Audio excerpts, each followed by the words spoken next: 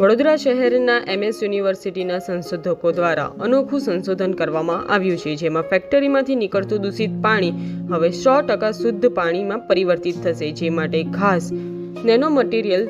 તૈયાર કરવામાં આવ્યું છે। તો આવો આ પ્રોજેક્ટ કેવી રીતે કાર્ય કરશે એ વિશે આપણે વધુ વિગતવાર માહિતી વિશ્વજીત ચાવડા પાસેથી જાણીશું। મારું નામ વિશ્વજીત ચાવડા છે। હું PhD રિસર્ચ સ્કોલર છું, applied chemistry department, faculty of technology and engineering. હું ડૉક્ટર સંજય કુમાર સરની અંડર PhD કરી રહ્યો છું અને આ રિસર્ચ હું છેલ્લા 3 વર્ષથી કરી રહ્યો છું। અમે જે આ મટીરિયલ બનાવ્યું છે એનો મેઇન હેતુ એ છે કે તમે અત્યારે જોઈ રહ્યા હશો કે જે ડાઈ ઇન્ડસ્ટ્રીઝ છે, જે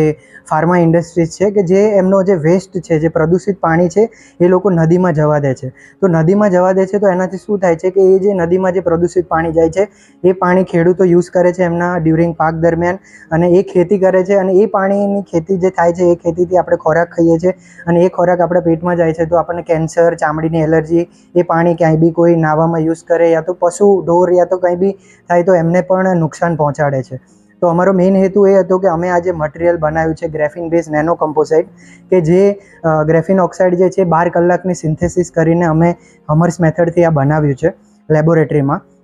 આ મટીરિયલ બનાવ્યું છે એ 12 કલાકની સિન્થેસિસથી બન્યું છે, અને આ મટીરિયલનું અમે એક પ્રોટોટાઇપ ફિલ્ટર બનાવ્યું છે કે જે એ ફિલ્ટર જે છે એ ફિલ્ટરની અંદર અમે 0.5 ગ્રામ અમાઉન્ટ લીધી છે, અને એની અંદર અમે 1 લિટર જે મિથિલિન બ્લુ ડાઈ કહેવાય કે જે 70થી 80% ઇન્ડસ્ટ્રીઝમાં યુઝ થાય છે, ટેક્સટાઇલ ઇન્ડસ્ટ્રીમાં, જે કાપડની ઇન્ડસ્ટ્રીઝ છે એમાં, અને એ જે 0.5 ગ્રામ અમાઉન્ટ જે રહી એટલો ડોઝ કે જે એટલા અમાઉન્ટ એ 1 લિટર પાણીને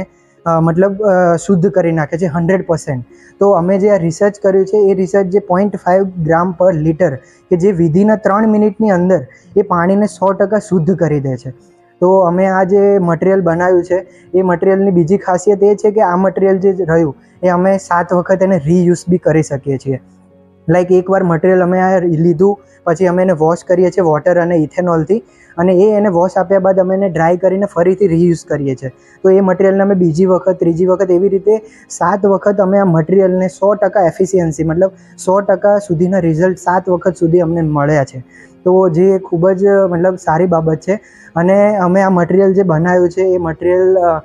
નું જે પેપર જે છે એ ACSના ફ્રન્ટ કવર પેજ પર પણ આવ્યું છે, અને આ મટીરિયલની નોંધ ઘણી ઇન્ડસ્ટ્રીઓ એ બી લીધી છે, લાઈક દીપક નાઇટ્રાઇટ છે,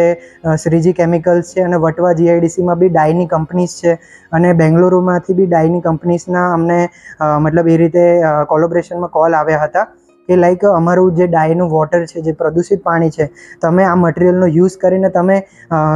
કેટલા લેવલ સુધી એને તમે ક્લીન કરી શકો છો। તો અમારું ફર્ધર રિસર્ચ આની પર ચાલુ જ છે કે અમે આ મટીરિયલની એફિશિયન્સી કેટલું એને ઇન્ડસ્ટ્રીયલ સ્કેલ પર સારા રિઝલ્ટ મળી શકે અને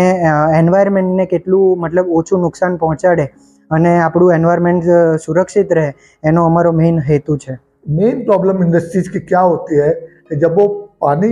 इंडस्ट्रियल से बाहर निकलता है एफ्लुएंट की फॉर्म में, तो उसको डायरेक्ट आप किसी नदी या किसी नाले में नहीं मिला सकते उसको, क्योंकि वहाँ पर क्या होते हैं कि हमारे एक्वेटिक वर्ल्ड है, फिशेज है, टॉर्टॉइज है, कुछ भी हो सकता है वहाँ पर, और वो उसके लिए क्या है फेटल होता है, वो ख़त्म हो जाएंगे। एंड इवन अगर वो जिंदा भी रहेंगे, सपोज हमारे जो मछुआरे होते हैं वो अगर उसको मछली को ले जाएंगे तो वो क्या होगा, थोड़ा पॉल्यूटेड पानी के साथ वो होगी, और वो बाद में क्या होगा हमारे साइकिल में मिल जाएगी। जो भी उसको लेंगे तो वो उसके लिए भी, जो मछली खाने वाले लोग हैं तो क्या करेंगे, वो उस मछली को खाएंगे, और वो ऑलरेडी क्या है कंटेमिनेट हो गई होगी उस डाई की वजह से, तो फिर क्या होगा, वो हमारी ह्यूमन चेन में मिक्स हो जाएगा। तो कहने का मतलब ये है, हमको उसको जहाँ से वो निकल रहा है जो भी, वहीं पर उसको रोकना चाहिए, और हमारा ये कंपाउंड है उसको वहीं ट्रीट कर देगा। उसके बाद हमको ये रिस्क नहीं रहेगा कि इंडस्ट्री में क्या होता है, जब पानी बाहर जाएगा तो अगर आप मिला भी दोगे उसको